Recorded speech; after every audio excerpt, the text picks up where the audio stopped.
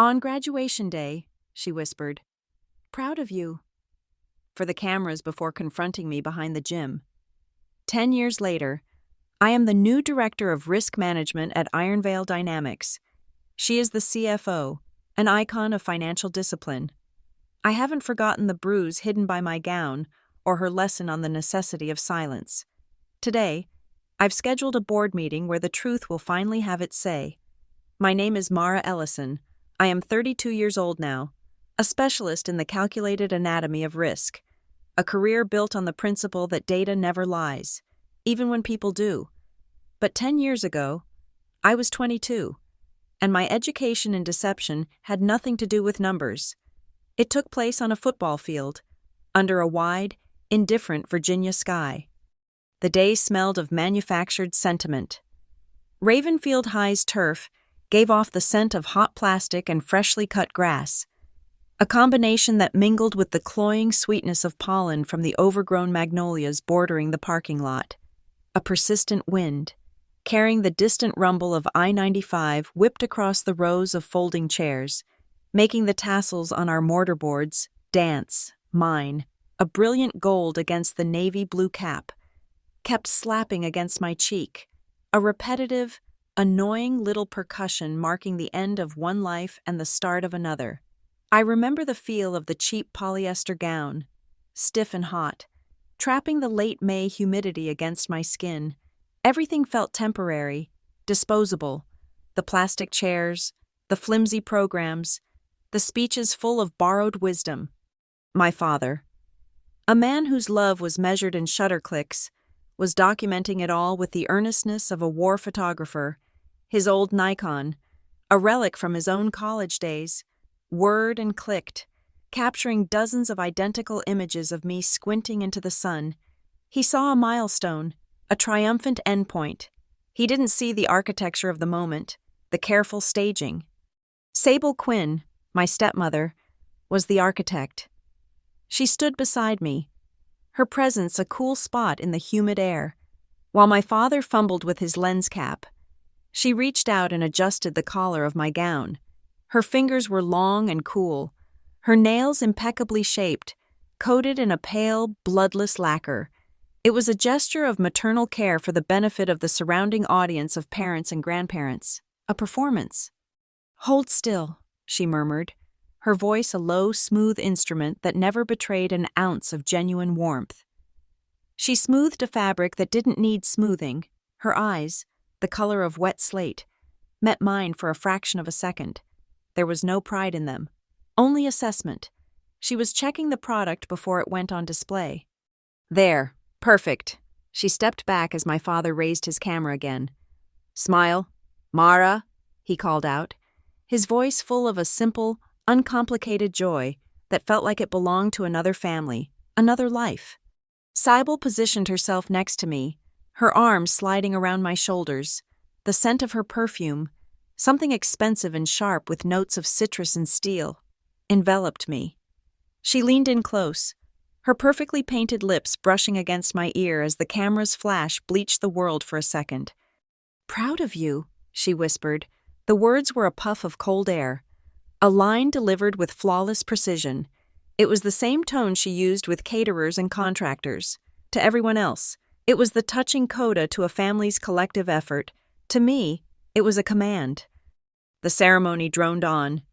Names were called, diplomas accepted, hands shaken. My own name echoed briefly over the tinny PA system, and I walked the stage, my face set in a polite, neutral mask. I shook hands with Principal Thompson, a man with a damp palm and weary eyes, and accepted the rolled-up paper tied with a ribbon. It felt like nothing, a prop. After the caps were thrown, a flurry of blue against the pale sky, the crowd dissolved into a chaotic sea of hugs and photographs.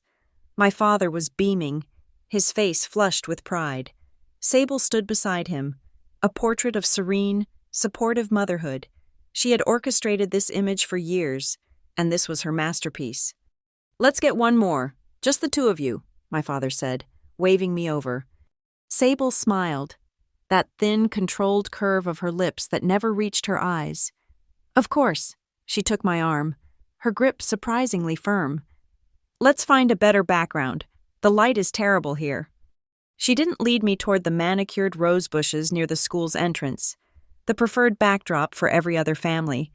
Instead, she guided me around the side of the main building, her heels sinking slightly into the soft turf. Her grip was a vice on my bicep. We walked past the science wing, past the shuttered windows of the language labs, until we reached the back of the gymnasium. It was a functional, forgotten space, a landscape of beige brick, humming electrical boxes, and the massive, groaning air conditioning units that cooled the basketball court. The rhythmic, industrial chug of a compressor filled the air, a loud, metallic heartbeat that swallowed other sounds. It was a dead zone, shielded from the celebratory noise on the field. No one could see us here. No one could hear. She released my arm and turned to face me. The smile was gone. Her face was a mask of cold fury. "You embarrassed me," she said. Her voice was flat, each word a carefully placed stone. I stood silently, the diploma still clutched in my hand. The wind tugged at my gown. "That speech," she continued, taking a step closer. "That carefully written, gracious speech, the one that thanked your family, the one that acknowledged the people who made this day possible. The speech she had written for me, a 2-page document filled with saccharine prose about our blended family and her unwavering support, a piece of fiction I was expected to perform as the climax of her long-running play. I had refused. I had given the standard, generic thanks to teachers and friends, and then I had sat down. "I told you to read it," she said. "It wasn't true," I replied, my own voice sounding small and thin against the thrum of the machinery. Her movement was a blur, fast, efficient, practiced. It wasn't a wild swing born of passion. It was a calculated strike, a tool of correction. Her fist drove into my side, just below the ribs. The air exploded from my lungs in a silent gasp. The pain was sharp, a white-hot spike that radiated through my entire torso. I stumbled back, hitting the rough brick wall of the gym. It scraped my back through the thin polyester. "Don't you ever forget who pays for your education," she hissed, her face inches from mine. Her eyes were chips of ice. "Don't forget who pays for the food you eat, the clothes you wear, this ridiculous fucking gown." Tears pricked my eyes, tears of shock and pain. Not sadness. I refused to let them fall. I met her gaze. That was my second mistake. The slap was open-handed, the crack of it sharp and loud, yet it was immediately absorbed by the compressor's groan. My head snapped to the side. The sting bloomed across my cheek, hot and electric. I tasted metal. My teeth had cut the inside of my lip. I pressed my tongue against the small, warm wound, feeling the blood, coppery and real, seep onto my taste buds.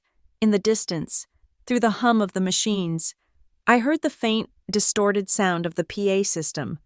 A voice was calling for all honor roll students to gather by the mascot statue for a group photo. They called my name, Mara Ellison. Sable heard it too.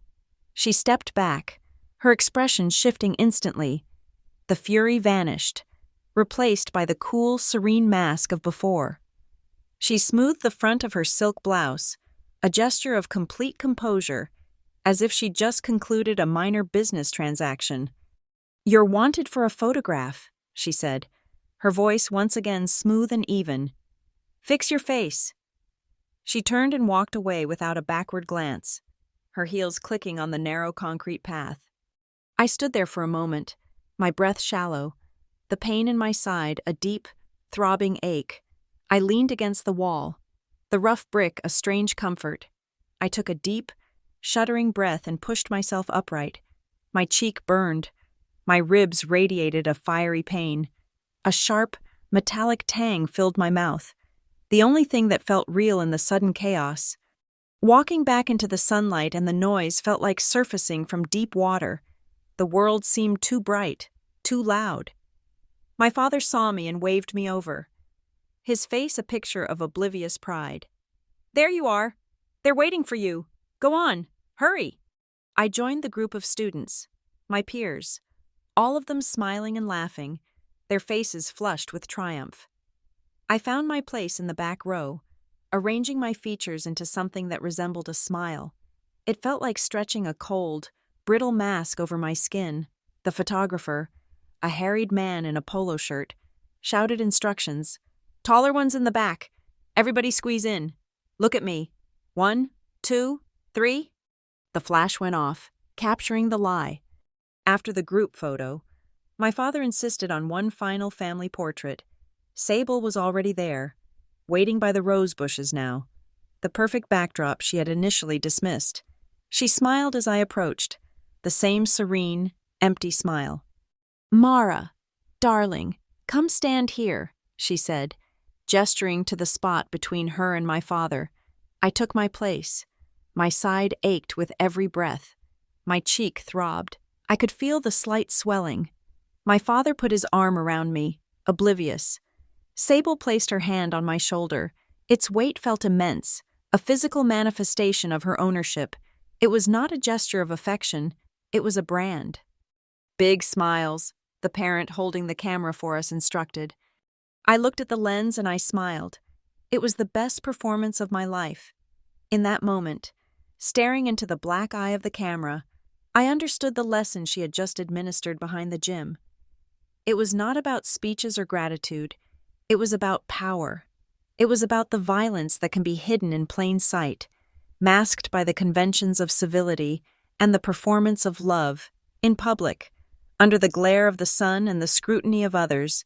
Violence simply puts on a better costume. It calls itself guidance. It calls itself family. That night, I sat in my childhood bedroom, the boxes for my move to a college dorm stacked against the wall. The house was quiet. My diploma lay on my desk, a meaningless scroll.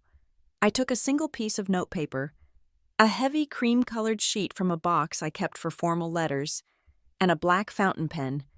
The pen felt cool and solid in my hand. In the center of the page, I wrote a single, steady line. "This day does not end here." I didn't sign it. It wasn't a letter. It was an affidavit, a contract with myself. I folded it once and tucked it into the back of my copy of the Meditations by Marcus Aurelius, a book she had given me for my 16th birthday, ironically. Weeks later, the photos from graduation arrived. My father had them framed. There it was, the final family portrait. My father, beaming, me, with a bright, hollow smile, and Sable, the picture of maternal pride, her hand resting on my shoulder. If you looked closely, if you knew exactly where to look, you could just make out the faint, yellowish-purple shadow of a bruise peeking out from the collar of my gown on the right side of my neck, where her hand had gripped my arm. It was almost invisible, proof that you could look directly at the truth and not see it at all. I kept a copy of that photograph, not in a frame on a wall, but in a locked file. It was not a memento, it was evidence. It was the first page of a ledger, an account that had been opened that day behind the gymnasium, an account that I would spend the next 10 years learning exactly how to settle. Sable married my father 11 months after my mother's funeral. She didn't move into our house. She executed a hostile takeover of it. Grief, with its messy, unpredictable patterns, was the first thing to be written off the books. It was replaced by order, a kind of sterile, gleaming efficiency that left no room for sentiment. The warm, worn wood of my mother's kitchen table was replaced by a glass and chrome monstrosity that showed every fingerprint. Our lived-in, comfortable chaos was systematically audited and eliminated. Sable brought with her a set of rules as shiny and unforgiving as a new stainless steel countertop. Her philosophy was rooted in the language of finance, a gospel of self-sufficiency that she preached with the zeal of a convert. She called it teaching me independence. In practice, it was a slow, deliberate strangulation of my childhood. The concept of an allowance was deemed an inefficient allocation of capital. Instead, at the age of 13, I was presented with a ledger. Every expense, from school supplies to a movie ticket with friends, was to be logged and justified. She was teaching me, she claimed, to be the CFO of my own life. When I started high school, She escalated the program. Textbooks and mandatory school fees were no longer covered expenses. Instead, she would front the money and have me sign a formal, itemized loan agreement, complete with a modest but non-negotiable interest rate, payable upon my first full-time employment. A good credit history starts early. Mara, she would say, her pen tapping on the signature line. This is an asset.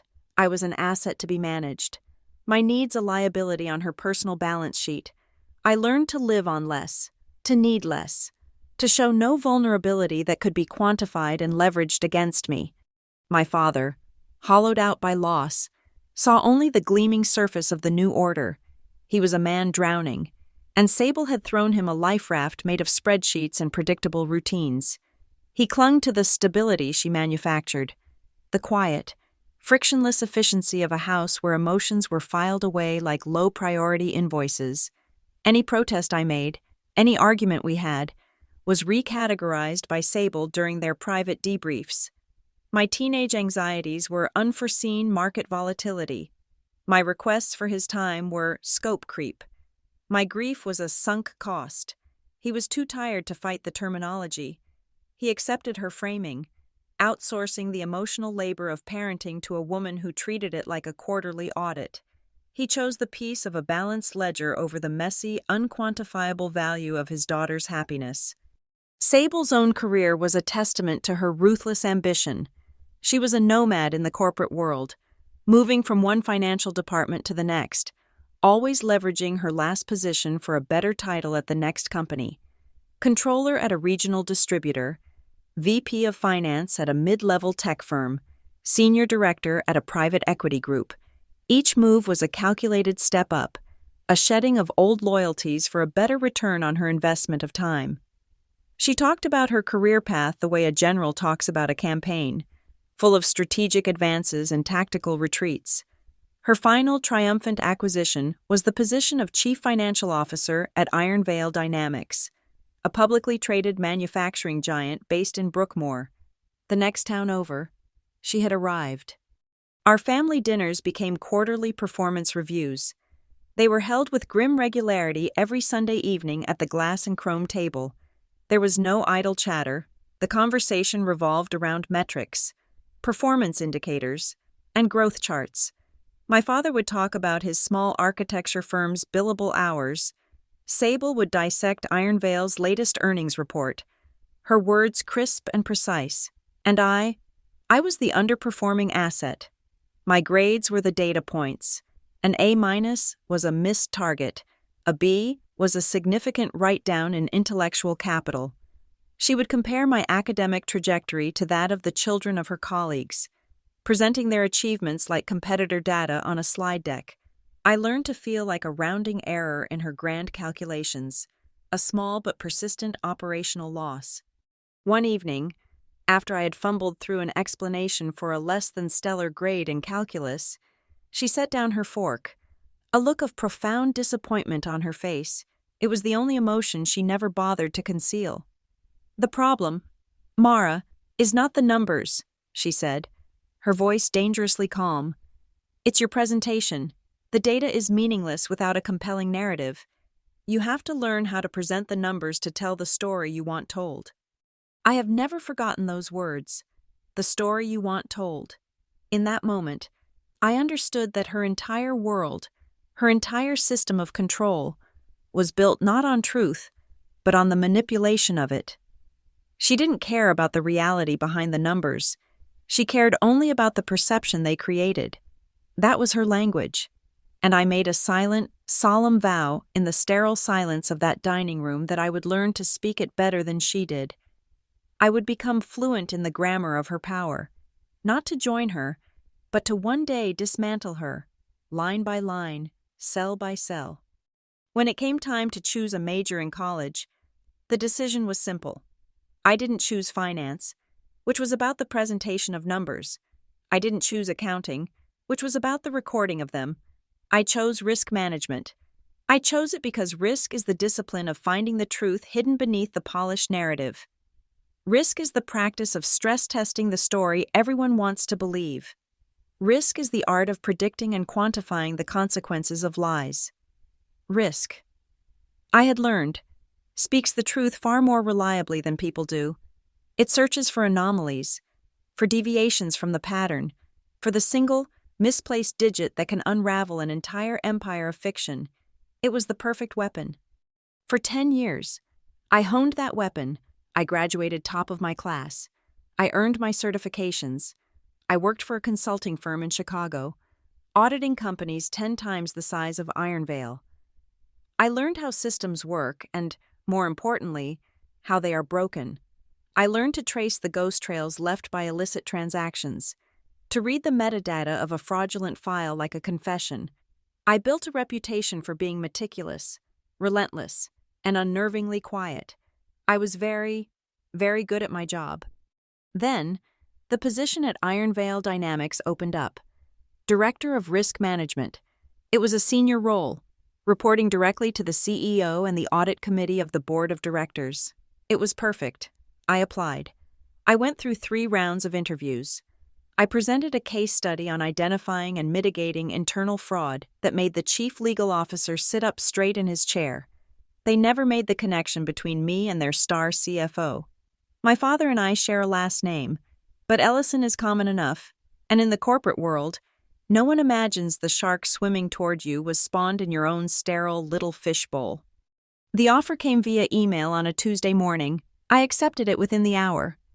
2 days later, a ridiculously large bouquet of white lilies arrived at my apartment in Chicago. The scent was funereal and overpowering, filling my small space with their cloying perfume. The card was thick, embossed with the Iron Veil logo. Inside, in Sable's sharp, angular script, was a simple message. "Welcome to the winning team." The condescension was palpable. It wasn't a welcome. It was a declaration of ownership. She was framing my success as an extension of her own. My arrival at her company as a daughter finally coming home to the fold. I was being absorbed back onto her balance sheet. I threw the flowers in the dumpster behind my building. I sat down at my laptop, opened a new email, and typed her corporate address into the recipient line. I thought about the pain in my side behind the gym. I thought about the loan agreements for my history textbooks. I thought about the cold, quarterly reviews at the dinner table. Then I wrote my reply. It was only 1 sentence. I knew it was a language she would understand perfectly. "We'll see each other at the audit committee." I hit send. The war had begun. Not with a bang, but with the quiet click of a mouse. My first year at Iron Veil Dynamics was an exercise in strategic invisibility. I was a ghost in the corporate machine. A new director who asked for nothing, demanded nothing, and observed everything. My colleagues in senior management likely saw me as competent but quiet, perhaps a bit of a technocrat, someone absorbed in the dry architecture of compliance frameworks. It was a perception I carefully cultivated. Silence is a profound tactical advantage. It is often mistaken for acquiescence, when in reality, it is the optimal state for observation. My primary objective was to achieve absolute fluency in Iron Veil's internal language, its data. I spent my days immersed in the company's enterprise resource planning, ERP system, a sprawling, customized SAP platform that served as the company's central nervous system. It tracked every purchase order, every invoice, every payment, every transfer of material from one department to another. I learned its pathways, its data structures, and its vulnerabilities. I studied the intricate web of approval workflows, the digital handshakes that moved money from Iron Veil's accounts to the outside world. I memorized the project subsidy funds and the discretionary budgets, the little pockets of financial freedom scattered throughout the corporate hierarchy. While my official duties involved drafting policy and running simulations, my real work began after hours, on a secure, encrypted partition on my local machine. There, I constructed what I called my authority map. It was more than an organizational chart. It was a dynamic schematic of power. I tracked who could sign off on expenditures, at what financial thresholds, and at what times of day they typically did so. I correlated this with departmental budgets and historical spending patterns. The map showed me the official channels of power, and more importantly, It highlighted the deviations. It showed me who approved expenses for other departments, who consistently signed off on invoices just below the threshold that would trigger a secondary review, who logged in at unorthodox hours to clear a payment queue. Every system has a baseline, a normal rhythm of operation. My first 6 months were about defining that baseline. After that, I began to hunt for the exceptions. Each minor procedural anomaly was a note in a discordant symphony that only I could hear. An invoice approved without a corresponding purchase order, a vendor payment expedited for a non-critical service, a budget transfer coded as operational adjustment with no further notes. I flagged each one in my private system with a simple digital marker. I never removed a flag. I just watched as they slowly accumulated, forming clusters in specific departments, around specific individuals. Unsurprisingly, the largest cluster of anomalies orbited the finance department, specifically within a general ledger account labeled New Market Deployment Costs. It was a notoriously vague category, a corporate catch-all for everything from exploratory trips to market research consultants. Its budget was generous, and its oversight, I quickly discovered, was lax. It was a perfect place to hide things. Using my director-level access, I began exporting the raw transaction data from this account on a weekly basis. In my secure environment, I built a parallel ledger, a perfect mirror of the official one, but with one crucial difference. In my ledger, nothing could be deleted or altered. It was a permanent, immutable record. I started from the day Sable became CFO and worked my way forward. For months, the work was tedious, a slow accumulation of data points. Then, the pattern began to emerge. It started with a vendor name, North Mill Partners. They weren't a major supplier. Their invoices were for modest amounts, typically between $40,000 and $49,500, just under the $50,000 threshold that required a VP-level sign-off in addition to the CFO. The services were always vague: market entry consultation, logistical framework analysis, competitive intelligence briefing. The payments were cyclical, occurring roughly every 2 to 3 weeks. I ran a search for North Mill Partners in our primary vendor database. Nothing. I checked the legal department's contract repository. Nothing. This was a ghost. A company being paid substantial sums of money with no master service agreement, no official onboarding footprint. They existed only as a series of invoices and a corresponding series of payments, all personally approved by S. Quinn. The invoices themselves were my next focus. They were always submitted as low-resolution scanned PDFs, never through the Electronic Data Interchange (EDI) portal used by 99% of our other consultants. The image quality was just poor enough to make the text slightly fuzzy, a common tactic to defeat optical character recognition software that might flag keywords. But a digital file is more than the image it displays. It contains layers of information. It contains metadata. I downloaded a dozen of the North Mill invoices and began a forensic analysis of the file properties. The creation dates were varied, as one would expect, but the last modified timestamp on every single one of them was a different story. They were all altered on the same day the payment was processed, always in a narrow window of time, between 2:10 and 2:20 in the morning. Specifically, 2:13 a.m. appeared more than any other. It was the digital signature of a nocturnal adjustment, the quiet hour when the finance department, according to official logs, was always empty, and the system was supposedly undergoing automated backups. This was when the story was being rewritten. My investigation moved to the next phase: external validation. My hypothesis was simple. North Mill Partners was a shell, and its invoices were inflated, if not entirely fabricated. To test this, I needed a baseline for reality. I anonymously requested quotes for identical consulting services from 3 legitimate, reputable market analysis firms. I used a generic personal email and a burner phone, posing as a startup founder exploring a new venture. The quotes came back within a week. I laid the data out in a spreadsheet. The legitimate quotes were all within a few $100s of each other, Then I plotted the North Mill Partners invoices against them. The discrepancy was remarkable in its consistency. Every North Mill invoice was inflated by a margin of 2% to 3%, above the highest legitimate quote. It was a brilliant piece of fraud architecture. The overage was small enough to fly under any standard budget variance analysis. It wasn't the bold, single-stroke theft that gets you caught. It was a slow, steady bleed, 1,000 tiny cuts, each one just shallow enough to be dismissed as a rounding error or a negotiating premium. It was disciplined. It was patient. It was Sable's methodology encoded into a financial scheme. The pieces were now in place.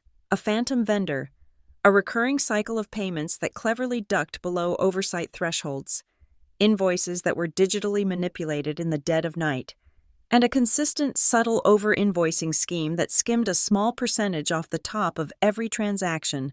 This was no accident. This was a purpose-built machine for siphoning money out of Iron Veil dynamics. I sat back in my chair, the glow of the monitor illuminating the complex web of transactions I had untangled. The cold, sterile numbers on the screen told a story far more damning than any angry speech. This was Sable's true language, the one she spoke when she thought no one was listening. It was the language of greed, obfuscated by the grammar of corporate finance. I needed a name for this secret project, a simple identifier for the constellation of fraud I had uncovered. I thought of the recurring timestamp, the digital ghost that haunted every doctored invoice. It was the only time she felt safe to do her dirty work. The hour when the mask of the diligent CFO was put away. I created a new master folder on my encrypted drive. I labeled it the 213 Club, my application for membership. I decided would be submitted in person, at a time and place of my own choosing. The corporate world develops fashionable new virtues the way the fashion industry develops new hemlines. One year, it's all about synergy and disruption. The next, it's stakeholder capitalism. At Iron Veil Dynamics, the prevailing winds had blown in the gospel of ESG, environmental, social, and governance. It was the new Holy Trinity, a framework for proving to the world, and more specifically to the large institutional investors who cared about such things, that we weren't just a soulless manufacturing behemoth, but a responsible corporate citizen. Our annual sustainability report was in its drafting stage, and it was Sable's pet project. For a woman who had never expressed a genuine interest in anything beyond a balance sheet, she had embraced the ESG narrative with the passion of a convert. She understood that, like any financial instrument, virtue was a commodity to be packaged, marketed, and leveraged for maximum return. She didn't want a report. She wanted a story, a clean one. "I want this report to sing. People," she announced at a planning meeting, her eyes sweeping across the boardroom table. "I want charts that trend upwards. I want impactful testimonials. I want our stakeholders to see Iron Veil as a leader, not a follower. This is about brand value, not just compliance." This was my opening. For weeks, I had been designing the trap in my mind. Now, it was time to build it. "I have a proposal that might enhance the governance component of the report," I said, my voice even and calm. I let the silence hang for a beat before continuing. "Investors are increasingly skeptical of greenwashing. They want verifiable data. I suggest we integrate a new tracking module into our ERP system, specifically for our green supply chain partners. It would allow us to track and verify their certifications, monitor their invoices in a dedicated workflow, and generate real-time data for the report. It would show we're not just talking the talk." I was selling it as a tool of transparency, a feature that would add a layer of unimpeachable authenticity to our ESG claims. I saw a flicker of interest in Sable's eyes. She saw a new shiny graph for her presentation.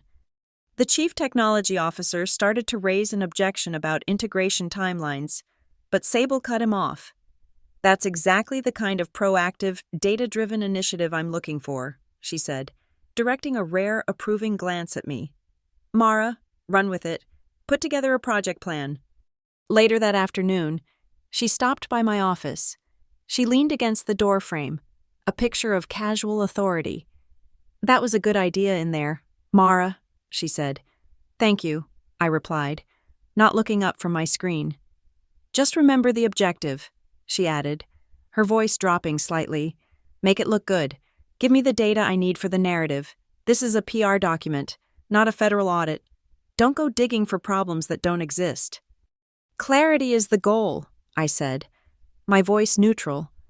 She smiled, that thin, bloodless smile. Exactly. She thought I understood. She thought I was one of her people, someone who knew how to present the numbers to tell the story you want told. She had no idea the story I was preparing to tell. The module I built was a masterpiece of deception. On the surface, it was exactly what I had promised. A clean, user-friendly interface for tracking green vendors. It had dashboards, certification upload portals, and performance metrics. But buried in its core was a feature I hadn't mentioned in the project plan. I called it the Kronos Protocol. Every file, every invoice, every user interaction related to a vendor flagged as green was subject to a secondary, immutable audit trail. The system would automatically log the user ID, the timestamp to the millisecond, the IP address of the machine used, and the device's unique MAC address.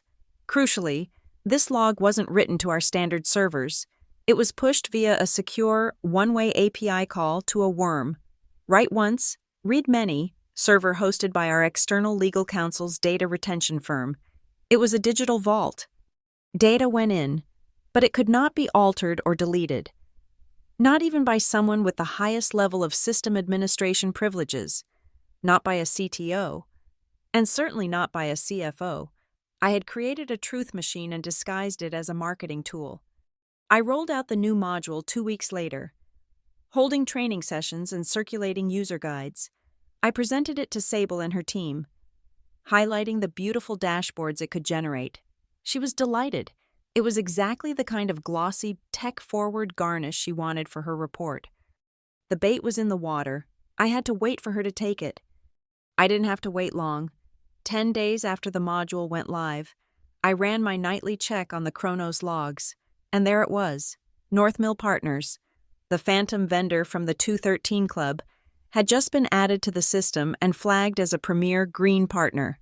The justification entered into the system was provider of carbon-neutral logistical consulting and sustainable market intelligence. It was a word salad of ESG buzzwords, as meaningless as it was brazen. Sable was now using my trap to launder the reputation of her fictitious company. I pulled the full audit log for the transaction. The initial vendor file had been created 2 years prior, but last night it had been heavily modified. New certifications, all unsigned and from a non-existent European environmental agency, had been uploaded as PDF files, and a new primary contact had been added to the vendor profile. The name listed was E. Quinn. E. Quinn. The letters stared back at me from the screen. It was a jolt, a sudden, cold shock. I thought back to the family gatherings after she married my father. Sable had a younger sister, a flighty, unreliable woman named Erin who was always in some kind of financial trouble, always needing a loan. Erin Quinn. It was sloppy. Arrogance had made her sloppy. She was using a name with a direct connection to her.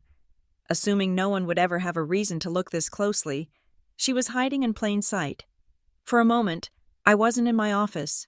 I was 22 again, standing behind the gym, the coppery taste of blood on my tongue. The log gave me more. I cross-referenced the North Mill invoices that had been processed since the module went live. There were 3 new ones. The log showed they had been uploaded from 3 different IP addresses, all within minutes of each other, all around 2:15 a.m. On the surface, it might look like a team working diligently, but the Kronos protocol captured the MAC address, the unique hardware identifier of the computer itself. All 3 uploads, despite originating from 3 different IP addresses, came from the same single machine. It was classic tradecraft for amateurs, using a cheap, rotating VPN service to create the illusion of multiple users. She was sitting at one computer, likely her laptop at home, bouncing her signal around the country to upload her fake invoices. It was a digital shell game, and she had no idea I could see all 3 shells at once. The digital evidence was now concrete, locked away in an unalterable format, but I needed to bridge the gap between the digital world and the physical one. The North Mill vendor profile listed a warehouse and office address in Ravenshade, a semi-abandoned industrial park on the forgotten edge of the county. The next morning, I hired a local courier service, the kind that specializes in urgent legal document delivery. I gave them a simple task.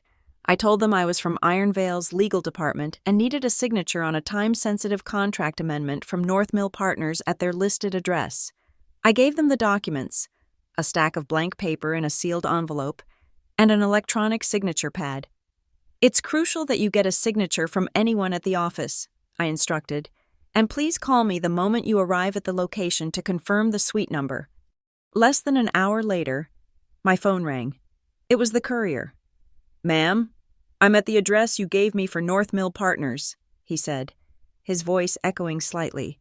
There was a sound of wind in the background. "Excellent," I said. "What's the suite number?" There was a pause. "Ma'am, there are no suite numbers. This is a derelict building. The windows are boarded up, the gates rusted shut. There's a faded for lease sign out front that looks like it's been here for a decade. Are you sure this is the right place?" "There's no one there at all?" I asked, keeping my voice even. "No, ma'am, this place is empty, has been for a long, long time." "I see," I said. "Thank you for verifying. You can shred the documents. I'll approve your payment." I hung up the phone. That was the final piece. The physical confirmation that the address was a sham. The keystone that locked the entire fraudulent structure into place. I swiveled in my chair and looked out my office window at the manicured corporate campus below. What I had started with was a suspicion, a collection of anomalous data points. What I had now was a complete, multi-layered, cross-validated body of evidence. I had digital forensics showing the file manipulation and the clumsy VPN use. I had the self-incriminating contact name, a direct link to her family, and now I had physical verification that her key green partner was a ghost operating out of a condemned warehouse. This was no longer just a suspicion of fraud. This was the blueprint of the crime. The case wasn't something I was building anymore. It was already built. It was a cage, meticulously constructed and disguised as a corporate initiative, and Sable, in her arrogance and her greed, had just willingly, confidently, and irrevocably walked right inside. Evidence is not the same as proof. Evidence is a collection of facts, data points, and artifacts. Proof is a story that arranges those facts in such a way that no other conclusion is possible. I had a mountain of evidence, a digital fortress of logs and verified lies. But to make it proof, to make it legally indestructible, I needed to ensure its integrity was as unimpeachable as its content, and for that, I needed an ally. My search led me to Owen Pike, the Director of Internal Audit. Owen was a piece of institutional furniture at Iron Vale, a quiet man with tired eyes and a reputation for being, in corporate parlance, difficult. In reality, he was simply meticulous. A few years before my arrival, he had uncovered an inventory manipulation scheme in the European division. He did his job, presented the facts, and the scandal resulted in the dismissal of a senior vice president who happened to be the CEO's golf partner. Owen was not celebrated for his diligence. He was quietly reorganized into a corner. His department's budget trimmed, his team reassigned. He was given audits of low-risk departments and tedious compliance reviews. He had been punished for telling the truth. He was, in other words, the most trustworthy man in the company. I requested a meeting with him in a small, out-of-the-way conference room, booking it under the generic heading Cross-Departmental Process Review. I laid out a single, anonymized data trail on the table, a North Mill invoice, the altered metadata, and the corresponding payment approval signed by Sable. I didn't add context or accusations, I just presented the data. Owen studied the documents for a long time, his fingers tracing the timestamps. He looked up at me, and for the first time, the weariness in his eyes was replaced by a familiar, predatory sharpness I recognized in myself. It was the look of a hunter who has just caught a scent on the wind. "How many of these are there?" he asked, his voice a low rumble. "Enough," I said. "And the documentation?" "Immutable, logged off-site." He nodded slowly, a grim understanding dawning on his face. He didn't ask who was responsible. The signature was right there. He knew.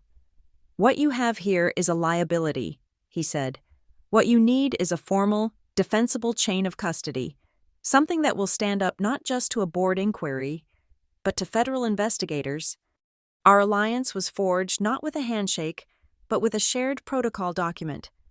Over the next week, we worked in secret, after hours, to formalize every piece of evidence I had gathered. This was Owen's world, and I deferred to his expertise. We established a rigorous chain of custody that began with the evidence on my encrypted drive. Each file, every log, every doctored PDF, every spreadsheet was duplicated. The original remained on my machine. The duplicate was prepared for legal escrow. Owen was insistent on the methodology. "We hash everything," he stated, his voice devoid of compromise. Each file was run through a SHA-256 cryptographic hash algorithm, generating a unique 64-character alphanumeric string. This string acted as the file's unique digital fingerprint. If a single bit of data within the file were ever changed, the hash value would change completely. We documented each original file and its corresponding hash in a master log.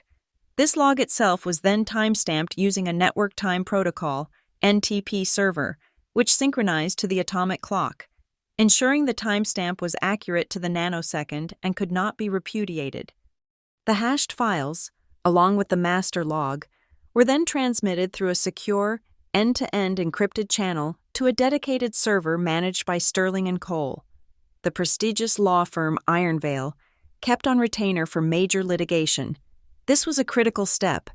By placing the evidence in the hands of our legal counsel, we were not only creating a secure third-party backup, but we were also wrapping it in attorney-client privilege.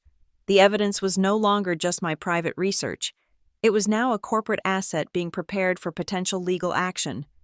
My own methods of gathering information became more formalized as well. In a company like Ironvale, explicit consent to record meetings was a red flag. Implied consent, however, was policy. I began adding a single line to the bottom of the agendas for any meeting I chaired. For the purposes of accurate minute-taking, this meeting may be digitally recorded. No one ever read the fine print. No one ever objected. They just clicked accept. My collection of quiet, damning conversations began to grow. The next breakthrough came from an unexpected source. Lena was a young, bright financial analyst in Sable's department, barely 2 years out of business school. She was sharp, ambitious, and increasingly disillusioned. I had noticed her in meetings, the way she would subtly flinch when Sable would present a particularly rosy projection. She was a numbers person, and she knew the numbers weren't adding up. I found a reason to collaborate with her on a minor risk assessment project, giving us a plausible reason to talk. In the privacy of a shared screen session, after a bit of gentle, indirect questioning about data integrity, she cracked. "She calls them artistic adjustments," Lena whispered, her eyes wide with a mixture of fear and confession. "Before every quarterly investor presentation, we're given the final numbers. Then, we get a separate list of adjustments from her. Things to be reclassified, expenses to be amortized over a different schedule. It's all to make the earnings per share number look better." "Can you give me an example?" I asked, keeping my voice calm, professional. "The North Mill Partners' expenses, a lot of those get moved," she said, confirming my primary thesis. "They get relabeled as R&D capitalization instead of operational costs. It moves them off the income statement and onto the balance sheet as an asset. It's an old accounting trick, but the auditors should catch it." "Why don't they?" Lena hesitated. "The amounts, they're always broken up, sliced into smaller, individual project codes, each one just under the threshold that triggers a detailed audit review." This was more than I could have hoped for. This was the how. This was the internal mechanism of the fraud. "Lena," I said, my voice firm but steady, "I need you to listen to me very carefully. What you are describing is a serious violation of securities law. You are in a dangerous position, but you are also in a position to protect yourself and the company." I explained Ironvale's official whistleblower policy, a document I knew by heart. I explained the legal protections it afforded. "If you provide this information to me, in my capacity as Director of Risk Management, you are formally protected. I will create a record of your disclosure that will shield you from any retaliation. You have my word." She wrestled with the decision for a full day. The next morning, a file appeared in my secure, encrypted inbox, sent from an anonymous public library computer. It was an Excel workbook, the one she had described. It was a work of art, in its own perverse way. The file contained a complex macro. With a single click, it would execute a series of actions. It would take a list of expenses, relabel them from consulting fees to capitalized R&D, and then use a randomization algorithm to break the total amount into dozens of smaller, unique sums, all just under the $50,000 limit. The sums were then assigned to a series of dormant, low-priority R&D project codes. It was an automated system for hiding money in plain sight. I examined the macro's code and its properties. The author's username on the version I was sent was generic, but Owen, with his audit-level system permissions, was able to pull the original file from the server backups. The macro's creator, the original author, was listed as Squin, and the IP address from which the file was last saved with the macro enabled, at 2:13 in the morning 2 days before the last investor call, was a perfect match for the home IP address Sable used for her VPN. The cage was almost complete. I had the internal mechanism, the digital fingerprints, the off-site immutable evidence, and a protected witness. I needed only one last, external piece of proof to lock the door. I needed to tie the name E. Quinn on the vendor application to the money. Using the company's subscription to a comprehensive legal and public records database, I ran a search for Northmill Partners, LLC. It took less than 5 seconds. The system returned a single result: a certificate of organization filed with the state of Delaware 2.5 years ago. The filing fee was paid by a credit card. The registered agent was a generic incorporation service, but there, on line 3, was the information I was looking for: sole proprietor and organizer. The name was listed without a middle initial, a small attempt at obfuscation that meant nothing to a database search. Aaron Quinn. I printed the document. The final piece of the puzzle clicked into place: the vague suspicions, the data trails, the secret ledgers, the late-night manipulations. It all resolved into a single, undeniable picture: a CFO, creating a fictitious company in her own sister's name, then using her authority to approve inflated, fraudulent invoices, and finally, using sophisticated accounting tricks to hide the evidence from investors and auditors. It was a closed loop of breathtaking arrogance. I placed the printout on top of the file. My work as an investigator was over. My role was about to change. It was time to stop gathering facts and start building a narrative. The one that the data, in its cold, hard honesty, was screaming to be told. The ritual of Investor Day was a masterpiece of corporate theater. It was a day of carefully polished narratives and forward-looking statements, where the harsh realities of profit and loss were softened by the language of strategic vision and shareholder value. It was a performance, and the grand ballroom of the Brookmore Marriott was its stage. This was the stage I had chosen for my own final act. Getting on the agenda was the first, and surprisingly easiest, step. I submitted a formal request to Sable's office for a 12-minute slot, under the title, Presentation of a New, Integrated Risk and Compliance Control Framework. It was a title so profoundly boring, so deeply steeped in the soporific jargon of corporate governance, that it was guaranteed to be approved without a second thought. It sounded like progress. It sounded like an initiative that would look good in a press release. Sable approved it the same day. She called me, her voice radiating a proprietary warmth that was more chilling than her anger. "Mara, I'm so pleased to see you taking this kind of ownership. she said. It's exactly the sort of value-added thinking I've been trying to instill in the leadership team. I'm looking forward to it. She was proud of me, the same way a chess player is proud of a pawn that has successfully advanced to a strategic position, not understanding that the pawn has its own agenda. She saw my improvement effort as a tribute to her mentorship, a reflection of her own brilliance. The arrogance was a blindness I had counted on. On the morning of the event, the ballroom was a hum of controlled energy. The air was cool and smelled of industrial-grade coffee and the faint, ozonic scent of expensive electronics. Technicians in black polo shirts scurried around, checking microphones and adjusting the 3 massive projection screens that dominated the front of the room. I arrived early, before most of the senior executives. My equipment was on a small, wheeled cart. It consisted of a single, matte black box, no larger than a shoebox, with no branding and only a few necessary ports on the back. It was an independent server client, a custom-built machine whose only function was to connect directly to a specific, encrypted data repository and display its contents.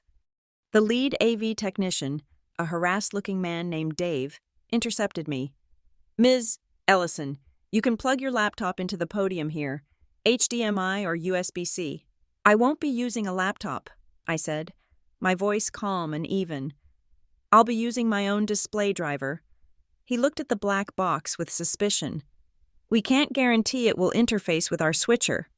"It doesn't need to," I replied, pulling a dedicated fiber optic cable from my bag. "It connects directly to the center screen. It will be the only input required for my 12 minutes. He argued for a moment, citing protocol. But I was a director, and my tone brooked no debate. Reluctantly, he patched my black box directly into the main projector. I booted it up. The screen flickered to life, displaying a simple, clean Iron Veil Dynamics logo against a black background. I tested the remote I held in my hand. A simple, 3-button device. The screen changed to an identical, redundant logo screen. It worked. The connection was clean, isolated, and absolute. It did not pass through the local network. It did not touch the presentation laptop on the podium. It was a closed circuit between my hand, my box, and the immutable truth stored on a server at Sterling & Cole. The investors filed in, taking their seats at the round, linen-covered tables. The board of directors and the executive team, including Sable, took their places in the front row.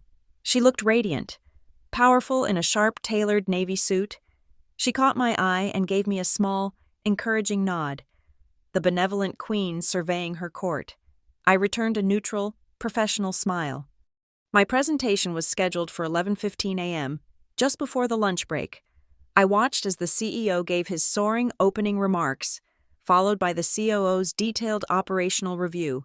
I felt nothing, no nerves, no fear, no thrill of anticipation.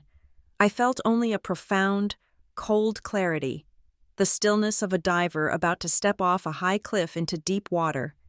When my name was called, I walked to the podium. The stage lights were warm on my face. The room was dark beyond the first few rows, a sea of expectant, anonymous faces. I placed my remote on the podium's surface. "Good morning," I began, my voice amplified, filling the cavernous space. "My name is Mara Ellison, Director of Risk Management. In my 12 minutes today, I would like to briefly recontextualize how we think about risk, and then demonstrate a new tool that will provide unprecedented transparency for this company and for you, our investors." I clicked the remote. The center screen changed. Slide 1 appeared. It was simple black text on a white background. It read, "Risk, the measurable possibility of an event that will materially impact a company's financial stability, legal standing, or public reputation."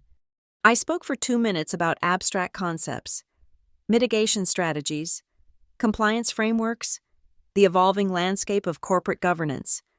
I could feel the energy in the room dip, the familiar glaze of boredom settling over the audience. This was intentional. This was the anesthetic. I clicked the remote again. The second slide appeared. It was a clean, elegant bar chart, a perfect mirror of the data Sable had presented in her own ESG report. It showed our spending on certified green vendors, a beautiful, upward trending curve of corporate responsibility. As our CFO, Ms. Quinn, has established, we are proud of our commitment to sustainability, I said, my voice a flat, respectful monotone. The integrity of this data is paramount. The narrative is only as strong as the facts that support it. I paused. I took a sip of water. I could see the red light on the live stream camera at the back of the room glowing steadily. We were live. The world was watching. To that end, I continued, my team has implemented a new proprietary traceability module, and with your permission, I'd like to offer a brief, real-time demonstration. Before anyone could object, I clicked the remote a third time. The screen blinked, then split cleanly down the middle. On the left side, an image of a recent invoice appeared, the one Sable had proudly included in the appendix of her pre-read materials for the board. It was from North Mill Partners for Sustainable Market Intelligence, for the amount of $48,750. It looked professional, legitimate. On the right side of the screen, a different kind of display materialized. It was a raw data log, a stream of stark, monospaced text against a black background. What you are seeing on the right, I explained, my voice as clinical as a surgeon's, is the immutable record of this transaction, logged in real time on a write-once server, a system that cannot be altered. It provides a complete chain of custody for every piece of data. And then, I let the data perform. Lines of text scrolled into view on the right side of the screen, each one a hammer blow. Invoice submitted, 2:13:42 a.m. Originating IP address, 72.229.28 VPN node, Ashburn, VA. Originating MAC address, 001B 44113A B7. File metadata. Last modified, 2:13:21 a.m. Another North Mill invoice flashed onto the left side of the screen. The data on the right refreshed. Invoice submitted, 2:14:11 a.m. Originating IP address, 104.28.212.128. VPN node, Dallas, TX. Originating MAC address, 01B 44113A B7. A third invoice appeared. The data refreshed. Invoice submitted, 2:15:03 a.m. Originating IP address, 198.54.21. VPN node, Los Angeles, CA. Originating MAC address, 1B 44113A B7. A low murmur began to ripple through the audience. On the screen, the evidence was stark. 3 invoices, submitted from 3 different locations across the country, all within 3 minutes of each other, all in the middle of the night, and all from a single, identical computer. The ghost in the machine now had a fingerprint. North Mill Partners was dancing on the screen like a marionette whose strings had just been cut, its clumsy, fraudulent movements exposed for all to see. I let the screen hang there in the silent, charged air. I looked to the front row. The CEO was staring, his mouth slightly agape. The other board members were whispering to each other, their faces a mixture of confusion and dawning horror. And then I looked at Sable. She wasn't panicked, she wasn't angry, she simply sat, perfectly still, and raised a single, questioning eyebrow. It was a gesture of mild, academic curiosity, as if she were watching a junior analyst present a flawed model. Then, her right hand, resting on the polished surface of the table, began to move. Her index finger started to tap, a light, almost inaudible rhythm against the wood. Tap, tap, tap, tap. It was the same rhythm I remembered from countless family dinners, the same impatient, controlling beat she would make while waiting for me to answer a question about my grades, the sound of her judgment, of her power. It was the last sound I heard in my memory of her, standing behind the gym on graduation day, just before she walked away. I lifted my eyes from her tapping finger and met her gaze across the 10 yards that separated us. Her eyes were like chips of slate, cold and hard. They held no fear, only a flicker of something new. Calculation. She was already working the angles, formulating a counter-narrative. I took a breath and spoke my final line into the microphone, my voice clear, steady, and devoid of all emotion. It was not an accusation, it was a statement of policy. We will use data instead of apologies. The silence in the ballroom was a physical thing, a heavy blanket that smothered all sound. My final words hung in the air, stark and absolute. For a long moment, no one moved. The screen behind me, with its damning split-screen testimony, was the only source of light, painting the shocked faces of the front row in a pale digital glow. Then, Sable moved. She didn't flinch. She didn't gasp. She smiled. It was a slow, deliberate, confident smile, the kind a seasoned politician gives an opponent who has just made a rookie mistake. She stood up, her posture perfect, and turned not to me, but to the audience. She picked up the microphone from her table, as if she had been expecting to speak all along. "Thank you, Mara," she said, her voice smooth as silk, imbued with a calm, magnanimous authority. The room, desperate for a cue on how to react, leaned into the sound of her voice. That was an excellent demonstration of the robust new oversight tools we have been developing. I'm so glad we could share a glimpse of that process with you all today. She was reframing the narrative in real time, absorbing my attack and presenting it as a planned stress test. It was a brilliant, audacious move. In fact, she continued, clicking a small remote she held in her hand, Mara's presentation serves as the perfect introduction to the results of our own proactive internal review, which we initiated last month. My screen went blank, overridden by her signal. The center screen now displayed the cover page of a professionally designed report, emblazoned with the logo of a company I had never heard of, Harrow & Firth Strategic Consulting. We engaged Harrow & Firth to conduct an independent top-to-bottom audit of our vendor management and ESG-related expenditures, Sable announced, her voice resonating with integrity. We gave them unrestricted access. We wanted to know where our weaknesses were, so we could address them head-on, just as Mara has been helping us to do. I'd like to share their top-line conclusion with you. She clicked the remote again. The screen changed to a single, powerful sentence in a large, bold font. Following a comprehensive review, no material instances of financial misconduct, fraud, or procedural malfeasance were detected. A wave of relief and confusion washed over the room. Whispers erupted. Was this whole thing a drill? A piece of corporate theater? Sable had seized control of the story, transforming my meticulously prepared indictment into a minor data point in her own tale of proactive governance. She had a counter-narrative, signed and sealed by a third party. She let the conclusion hang in the air for a moment before turning to me, her expression one of gentle correction. Mara's tool is clearly powerful. It flags anomalies that require investigation, and we investigated them. What the raw data doesn't show is the context, the perfectly legitimate reasons for those administrative irregularities. Harrow & Firth's report confirms this. I'd be happy to have my team walk you through it later. Mara.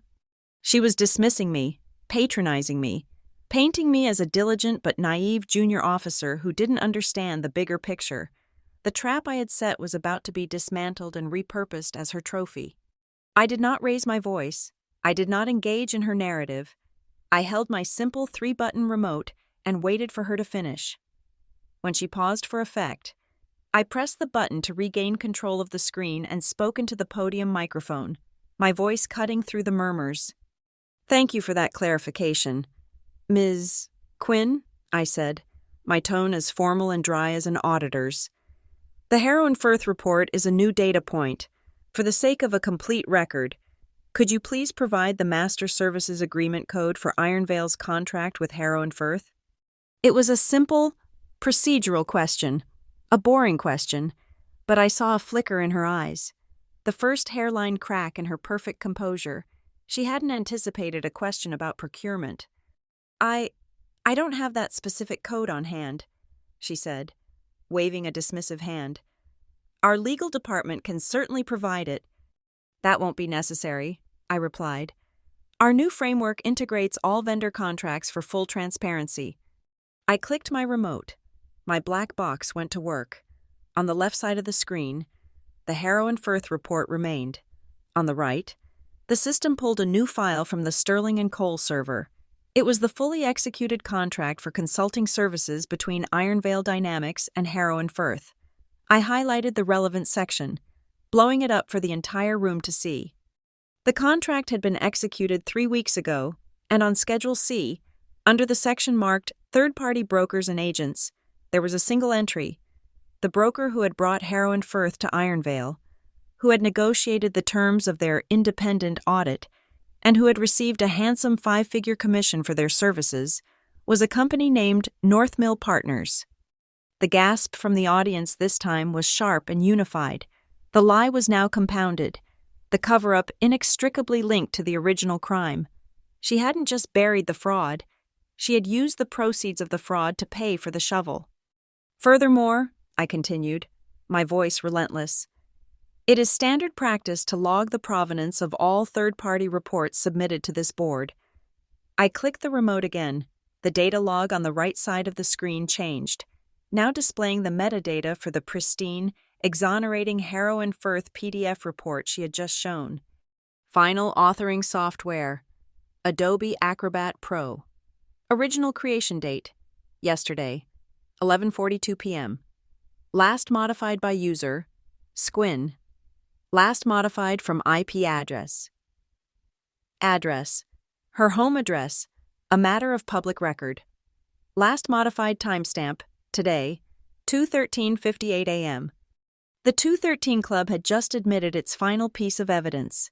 She hadn't just commissioned a fraudulent report from a compromised auditor, she had personally edited and finalized the lie on her own computer, in the dead of night, just hours before presenting it as truth. The room was utterly silent. The game was over. The chessboard was overturned. Sable's composure finally, catastrophically, shattered. The mask of the serene executive melted away, revealing the raw, venomous fury I knew so well. Her face contorted. "You are out of line," she snapped, her voice high and sharp, pointing a trembling finger at me. "This is a malicious personal attack. You are slandering my name, fabricating evidence." I cut her off, not with a shout, but with the cold, hard steel of corporate policy. According to Section 4, Subsection B of the Ironvale Dynamics Whistleblower Protection and Internal Investigations Policy, I said, my voice rising just enough to command the room, speaking over her protests. Any and all allegations of financial misconduct made against a senior officer of this company must be immediately referred to the Independent Audit Committee of the Board of Directors for immediate review. All related debate is to cease. The officer in question is to have their network access suspended pending the outcome of a formal inquiry. Every eye in the room swiveled from Sable to the front row. To a formidable woman with steel gray hair and a reputation for iron-willed integrity, Eleanor Doyle, the chair of the Audit Committee. Sable froze, her mouth still open. I had taken the fight out of her hands. It was no longer her word against mine. It was now a matter of established, legally binding corporate procedure. To argue further would be an admission of guilt. Mrs. Doyle did not look at me. She did not look at Sable. She turned her head slightly and looked at the company's general counsel, a man who had been silent throughout the entire presentation. "Mr. Graves?" she asked, her voice quiet, but carrying the unmistakable weight of command. "Is Ms. Ellison's statement of the policy correct?" The lawyer, a man paid millions to navigate these exact moments, gave a single, almost imperceptible nod. "It is, Madam Chair." That was all she needed. Eleanor Doyle turned her gaze back to the podium, her eyes locking with the CEO's. "Then we will activate the protocol," she declared, her voice ringing with finality. "Effective immediately." The activation of the protocol was not a dramatic event. It was a silent, systemic change. Like a circuit breaker tripping deep within the walls of a building, the power had been cut. Mrs. Doyle's words, calm and final, had transformed the situation from a confrontation into a procedure. It was no longer a personal battle, it was a corporate and legal inevitability, and I was now merely an instrument of its execution. The CEO, a man named Patterson whose face had gone from ruddy confidence to a pale, waxy mask, looked at Mrs. Doyle and then at me. He opened his mouth, but no words came out. The narrative had been ripped from his hands. Mrs. Doyle spoke into the quiet, her voice directed at me but intended for the entire room, including the still recording livestream camera. Ms. Ellison, for the record, please continue to present the core findings that prompted this action. The committee requires a complete initial record. I gave a single, brief nod. This was no longer about convincing anyone. It was about documenting the undeniable. I turned back to my podium. My black box was still connected, a direct line to the unalterable truth. The procedural violations extend beyond invoice manipulation, I stated, my voice holding the flat, dispassionate tone of a machine reading a log file. I clicked the remote. The screen changed, displaying a table with 3 columns: action, user ID, and timestamp. A foundational principle of internal financial control is the segregation of duties. I explained. This ensures that no single individual has control over every aspect of a financial transaction. One person creates a request, a second approves it, and a third reconciles the payment. This is a firewall against fraud. The table on the screen began to populate with data related to the North Mill Partners account. Invoice creation, user ID, SQUIN, invoice approval, user ID SQUIN, payment authorization, user ID SQUIN, ledger reconciliation, user ID SQUIN.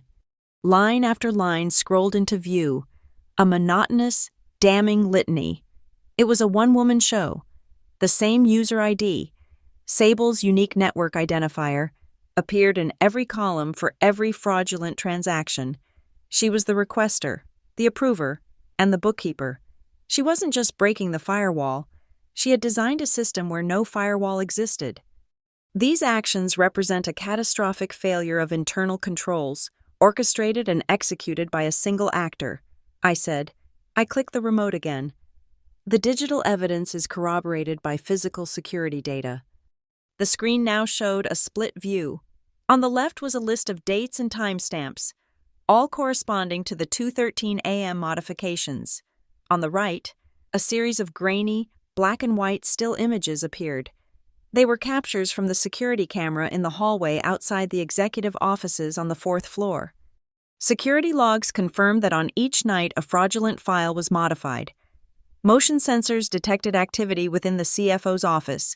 The lights were on between approximately 2:10 a.m. and 2:17 a.m. The images, though low resolution, were clear enough. A single rectangle of light, illuminating the nameplate on the door, Sable Quinn, Chief Financial Officer. The building's access log confirms Ms. Quinn was the only executive on the floor during these times. I moved to the next piece of evidence.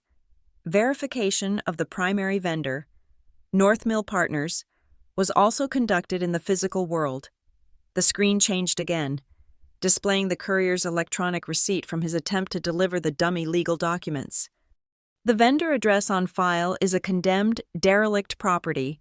Furthermore, an analysis of past shipping manifests for legitimate, low-value deliveries to North Mill's supposed PIO box shows a series of signatures. A scanned signature appeared on screen. It was an illegible scrawl. This signature belongs to a Mr. Robert Fraser. According to HR records, Mr. Fraser was a junior accounts payable clerk at Ironvale who was terminated for poor performance over a year ago. It appears his name was appropriated for the purpose of creating a false paper trail. The mechanism was now clear, but the motive needed to be cemented. The final data set addresses the flow of capital. Another spreadsheet appeared, this one correlating 2 data streams. One was the payment schedule to North Mill Partners. The other was the payout schedule from a small discretionary budget managed by the CFO's office. known as the Executive Initiative Fund. The Executive Initiative Fund is intended to provide spot bonuses for exceptional performance. However, financial records show a distinct pattern. Within 3 to 5 business days of every payment made to North Mill Partners, a corresponding, though slightly smaller, sum was paid out from the Initiative Fund. The recipient of these bonuses was consistently the same. A single name appeared on the screen: Sable Quinn. The payments were coded as rewards for strategic financial management and cost-saving initiatives. She was, in effect, paying herself a bonus with the money she had stolen, creating a clean, taxable income stream from a dirty source. A new voice, clear and amplified, cut through the silence. It came from the speakers connected to the conference call. "This is Michael Shaw, managing partner at Ardent & Vale." The name of Iron Vale's official multi-million-dollar auditing firm landed with immense weight. "I have been observing this presentation at the request of the Audit Committee Chair. I can confirm, for the record, that the methodology Ms. Ellison has demonstrated for establishing an immutable chain of custody and cross-validating digital evidence meets or exceeds the highest forensic accounting standards. The integrity of the data as presented is, in our professional opinion, unassailable." That was the final nail. The validation from Ardent & Vale transformed my presentation from an internal matter into an externally verified statement of fact. Mr. Graves, the general counsel, who had been sitting as still as a statue, finally rose. He cleared his throat, his face grim. "In light of the evidence presented and the opinion of our external auditors, and in accordance with established company protocol, I must formally request that Ms. Quinn recuse herself from this meeting and surrender her company property, pending the immediate commencement of a formal investigation by the Audit Committee and outside counsel." It was all procedure, all cold, hard rules. The machine was now running on its own. Sable stood up. The fury was gone, replaced by a desperate, horrifyingly familiar mask of strained civility. She tried to smile, a grotesque twisting of her lips. She looked past the board, past the investors, her eyes finding mine across the room. "This is all a terrible misunderstanding," she said, her voice attempting a soft, reasonable tone that cracked under the strain. "It's a complicated matter, something that has been taken out of context." She took a step forward. "We should talk about this as a family." The word family was a weapon she had wielded against me for my entire life. It was a cage of obligation, a shield for her cruelty, a word she used to demand silence and complicity. For a decade, I had dreamed of this moment, of the perfect, devastating reply. But when it came, it wasn't born of anger or revenge. It was a simple statement of fact, as cold and hard as the data on the screen behind me. "This is a publicly traded company," I said. My words landed like a slap. They severed the last, pathetic thread she had tried to spin between us. The past was irrelevant. Our shared history was inadmissible. The only things that mattered now were the law, the shareholders, and the unassailable truth of her actions. At a subtle nod from Mrs. Doyle, 2 members of the hotel's security staff, who had been standing discreetly by the exit, moved forward. One of them opened the ballroom door. The bright, neutral light of the public hallway flooded in, a stark contrast to the dim, dramatic lighting of the room. It was a harsh, unforgiving light, the light of the outside world. Sable stood frozen for a moment, caught between her ruined stage and the cold reality of the exit. As she took her first, hesitant step toward the door, the beam of hallway light fell across the floor, illuminating her expensive, Italian leather shoes. For a moment, it looked like a spotlight, the kind that follows a disgraced performer off the stage. She had spent her life crafting a perfect image, a narrative of power and control, and now, all that was left was the sound of her solitary, faltering footsteps walking out of the story forever. As Sable reached the threshold of the ballroom, her shadow stretching long and thin in the harsh light from the hallway, I spoke one last time into the microphone. My voice was quiet, yet it carried the authority of the moment, stopping her and the 2 security guards in their tracks. "Madam Chair, I said, directing my words to Eleanor Doyle. If I may have 30 more seconds, there is one final piece of context, not about the numbers, but about the methodology of concealment. I believe it is relevant to the committee's understanding of the pattern of behavior. Mrs. Doyle, her face an unreadable mask of judicial calm, gave a single sharp nod. Proceed, Ms. Ellison. Sable turned slowly, her face a canvas of disbelief and exhaustion. She had nothing left to fight with, but she was being forced to witness one final, incomprehensible act. I clicked my remote. The dense data logs and legal documents vanished from the screen. In their place, an image appeared, bright and incongruously cheerful in the tense, sterile room. It was a photograph, bathed in the warm, hopeful sunlight of a late spring afternoon, a family portrait. My father, his face alight with a simple, uncomplicated pride, a smiling young woman in a navy blue graduation gown, her face a careful construction of happiness, and standing beside her, a hand placed firmly on her shoulder, was Sable Quinn, the very picture of a supportive, loving stepmother, a perfect, aspirational, American family. The image filled the massive center screen, a 10-foot-tall monument to a lie. For a moment, the room was just a collection of confused spectators, wondering what this sentimental detour could possibly mean. This was my college graduation day. 10 years ago, I said, my voice even, almost conversational. It was the voice of a narrator, a tour guide through a museum of the past. As Ms. Quinn has demonstrated today, she is a master of crafting a compelling public narrative. Then, with a final click of my remote, I activated the zoom function. A small, highlighted square appeared on the photograph, around the area of my neck and shoulder, where the collar of my gown met my skin. Just beneath the pressure point of Sable's perfectly manicured hand, the view began to magnify, the pixels enlarging, the focus sharpening on this one, forgotten corner of the image. The smiling faces blurred into the background. The bright sunlight became irrelevant. The focus was now a tight, clinical close-up of a small patch of skin and dark blue polyester, and there, almost lost in the digital grain of the old photograph, was a faint, ugly shadow, a mottled patch of yellowish purple. The unmistakable geography of a deep and recent bruise.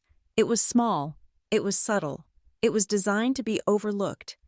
I let the magnified image hang in the profound, suffocating silence. I lowered the microphone slightly, so my next words would sound more intimate, a shared secret with the hundreds of people in the room. Sometimes, I said softly, violence is how a person learns not to leave a trace. It's an education in concealment, in how to hide the truth in plain sight, in how to create a story that everyone wants to believe, while the ugly facts remain just out of frame or hidden behind a collar. I paused, letting the two ideas connect in the minds of my audience, the hidden bruise, the hidden fraud. But data, I finished, my voice regaining its crisp, professional edge, always leaves a trace. No one moved, no one spoke. The only sound in the vast, silent ballroom was the quiet, rhythmic whirring of the projector's cooling fan. In the vacuum of all other noise, it sounded impossibly loud, a steady, mechanical heartbeat marking the final seconds of Sable's old life. The connection had been made. This wasn't just about money, it was about a character, a methodology, a history of calculated cruelty that manifested in balance sheets and on skin with the same cold, deliberate precision. Sable stared at the screen, at the magnified ghost of her own violence, and for the first time, her expression became completely vacant. The strategic mind was gone, the fury was gone, the arrogance was gone. All that remained was a profound, hollow emptiness, the look of a person who has been stripped of every artifice and is forced to see the raw, ugly truth of themselves reflected in the unforgiving light. Her eyes, when they finally met mine, held no daggers. They held nothing at all. Mrs. Doyle's voice, sharp and decisive, finally cut through the silence, officially ending the proceedings. The chief financial officer is suspended, effective immediately. Pending the results of a full investigation by this independent committee and our outside counsel, the relevant regulatory and law enforcement authorities will be notified by the end of the business day. This meeting is adjourned. The spell was broken. A low chaos of murmurs and scraping chairs filled the room as investors began to process the magnitude of what they had just witnessed. The security guards gently took Sable's arm, and this time, she did not resist. She moved like a sleepwalker, an automaton, her empty eyes fixed on some point in the middle distance. She was escorted out of the room, and the door clicked shut behind her. I stood at the podium for a moment longer, watching the empty doorway. Then, I methodically began to shut down my system. I powered down the black box. I disconnected the fiber optic cable. I coiled it neatly and placed it in my bag. My hands were perfectly steady. My fingers did not tremble. The rage that had been a cold, hard knot in my stomach for a decade, the storm that had brewed in my mind for 10 years, had not broken in a chaotic crash of thunder and lightning. It had passed through my throat and been transformed into a calm, steady voice. It had been distilled into a series of precise, deliberate actions. There was no elation, no triumphant surge of adrenaline. There was only a quiet, profound sense of completion, an equation finally solved. As I walked off the stage, the crowd parted for me. No one met my eye. I was no longer just the director of risk management. I was something else, something dangerous and unknowable. I made my way through the now buzzing ballroom and out into the quiet solitude of the hotel corridor. I leaned against the cool wall, the floral-patterned wallpaper pressing against my back. I took a single, deep breath. I pulled out my phone. There was one new message. It was from my father. I knew what it would be before I even read it. His words were simple, stark, stripped of all his usual blustering cheer. "Mara, I saw..." 4 words that acknowledged a decade of willful blindness. He had seen the bruise on the screen, and in seeing it, he was finally admitting that he had failed to see it, or had chosen not to see it. When it was right in front of him, it was a confession, an apology, a plea. I read the message once, then I read it again. I felt the faint, ghostly echo of an old, deep pain, the pain of a daughter who had needed a protector and had not found one, but it was just an echo. The wound itself was no longer open.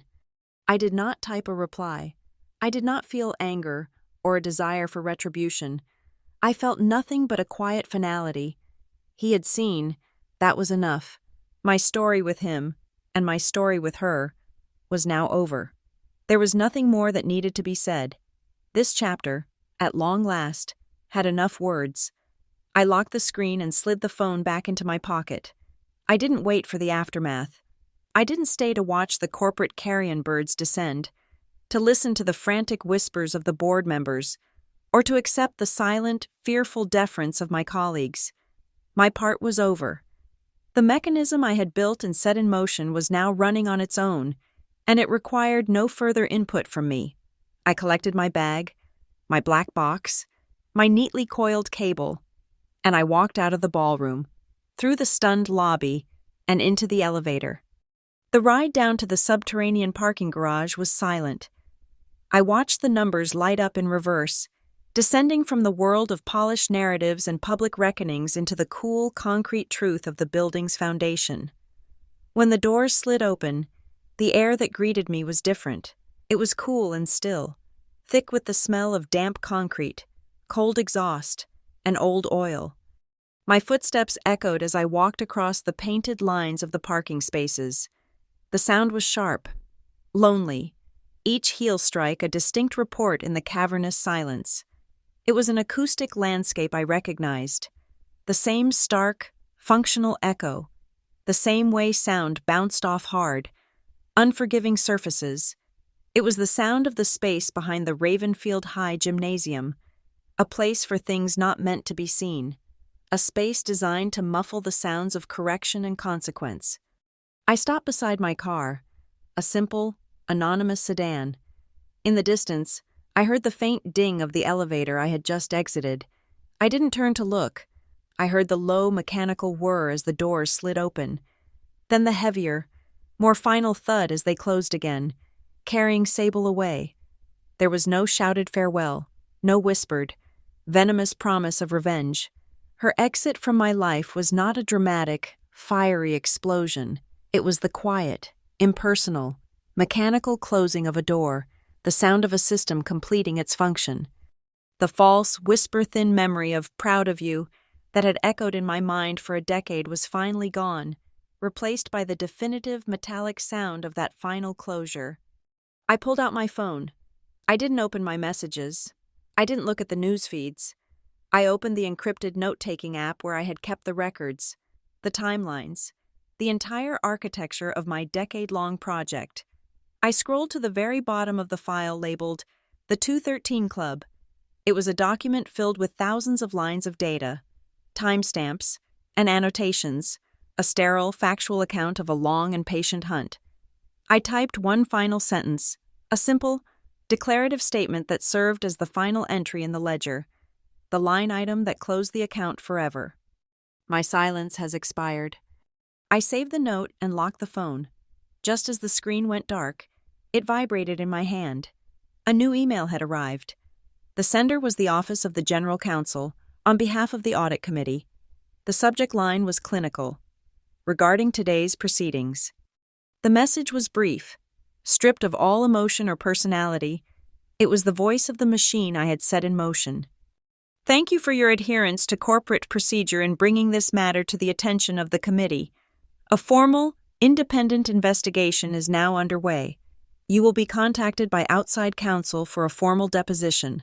Until that time, no further statements or actions are required on your part. Your discretion is appreciated. No further statements are necessary. The performance was over. My testimony was complete. My role as the catalyst was finished. I was now just a witness, a data point in their larger legal process. I put the phone away. I leaned back against the cool metal of my car's door and looked up. The ceiling of the garage was a low, oppressive grid of concrete beams and exposed pipes.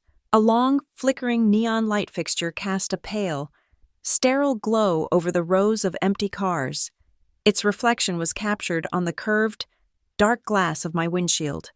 A long, shimmering band of white light, stark against the black. It looked like a different kind of graduation sash, a sash for a different kind of education, a 10-year degree in the physics of pain and the mechanics of retribution, a graduation from a school where the only lesson was that the truth, if you can weaponize it, is the only power that matters. I let out a long, slow breath. The air left my lungs in a steady, even stream. It was not a sigh of relief. Relief is what you feel when a burden is lifted. This was not a burden, it was a purpose, and now it was complete. The feeling that settled in its place was not lightness, not happiness, not even satisfaction. It was a profound, quiet, and total sense of completeness. The final number had been entered. The final box had been checked. The account was balanced to 0. There would be no apology from her. There would be no comfort from my father. There would be no applause for what I had done, and I needed none of it. The debt was paid. The story was over. Done. Thank you so much for listening to my story. I'd love to know your thoughts and where in the world you're tuning in from. So please drop a comment below and let's connect. If you enjoyed this journey, please consider subscribing to the channel and giving this video a like. And if you'd like to give it an extra boost, hit the hype button to help this story reach more listeners like you.